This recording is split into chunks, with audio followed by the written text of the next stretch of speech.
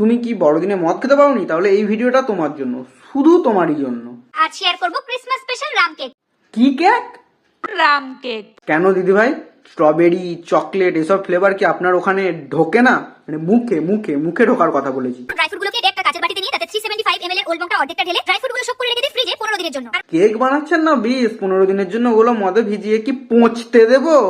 Dry ফ্রুটগুলো এরকম পুরো রামের বোতলটা খেয়ে ফুলে ফেপে উঠেছে। উদ্গান্ডু ওগুলোকে শোষণ বলে, ড্রাই ফ্রুটসকে মদ খাওয়াচ্ছে। রামের বদলে অরেঞ্জ জুসও ব্যবহার করে ঠিক একইভাবে বানিয়ে নিতে পারো। তাহলে আপনি কেন অরেঞ্জ জুস ইউজ করলেন না? অরেঞ্জ জুস ইউজ করতে পারছিল। মদের বোতল রামের বোতলটার কথা বলছি। দেখো কালারটা কত সুন্দর এসেছে।